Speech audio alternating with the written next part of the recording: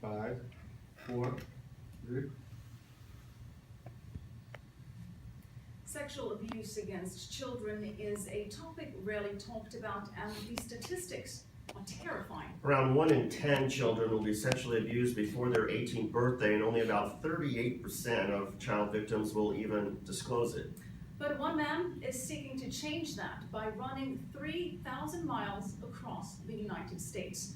Christian Griffith, a teenage victim of sexual abuse, has partnered with Help for Children and its Run2Heal initiative. And he's aiming to raise $1 million to prevent and treat child abuse. And Christian joins us now in studio. Christian, good to have you with us. Thank you, Michelle. Tell us more about why this cause is so important to you. Well, for me, I was a victim of childhood sexual abuse at the age of 14. And for me, I went 30 plus years pretending like it didn't happen. And because of that, I developed a lot of behaviors to try to keep this hidden. And that put me in therapy. And through therapy, I learned that there are a lot of ways to overcome these behaviors. And what I'd like to do is make sure that other people who have been through this, I mean, you read the statistics, Right. It's staggering, right? And when I came out and when I had my admission, people came out of the woodwork. I was amazed at the army of people out there that have been through this. And, you know, I have this opportunity. I'm in a position in life where I can take on this monster run.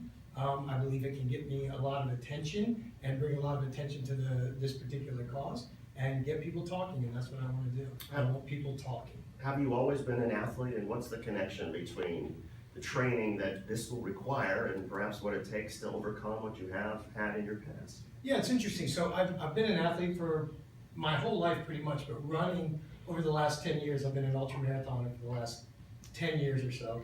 And as I started running 100 milers, people would ask me, they'd say, well, what are you running from? And I'd get angry with that because I didn't want to admit what was going on in my life. But over this 10 years, I've become very conditioned. And believe it or not, when you tell people you run 100 miles, their usual response is, I don't even like to drive 100 miles, right? So for me, it seemed like a great opportunity to use that talent and that skill. And I've always wanted to run across the country, and what better way to talk to people as I go, reach people from the east to the west to the Midwest, and it seems like the perfect fit. Christian, you said that you didn't want to tell people while you were running and that you were abused as a child, and that does seem to be the case. If someone's a victim of cancer, then they will say, I'm a cancer survivor. If someone is a victim of another disease or multiple sclerosis, they will be more open about it, or they'll say, my sister, my daughter is a survivor of this. But there's a reluctance to say that you're a survivor or a victim of child sexual abuse. How do we change that stigma? How do we change that narrative? We dropped the taboo nature of it. Like for me, it was shame. There were men that had sexually abused me. So I carried for 30 years wondering if I was gay, what was going on with my life, why there were certain sexual dysfunctions or functions that I was participating in, all of these things that I had developed through the sexual abuse. And it's tough to talk about. And that's why I feel like I'm in a great position to do this. Because I believe that I can connect well with kids. I'm not afraid to talk about it. I'm not afraid to talk about it with adults. And I think that if I can get more people talking about it, especially people that have been through it, then they'll seek treatment. Because really that's the only way out. And I think that's the most important statement to make here today, is that treatment is the only way out. You've run ultramarathons before, as you mentioned, Yes. but to run 30 miles every day for 3 months, I mean, what's the biggest physical challenge, and how can people follow you as you do this journey?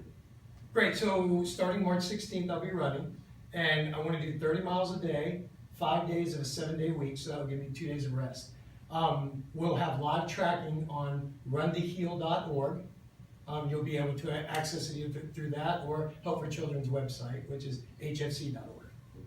Christian Griffith, it's amazing what you're doing. We're all right there with you, and congratulations on taking something that's so horrible and turning it into something so positive. Thanks for I coming. appreciate it. Yeah. Inspiring stuff, and we wish you a lot of luck. Thank you for letting me tell my story. Of course. All right, stick around with us after the break. We have news updates from our world headquarters in Tel Aviv.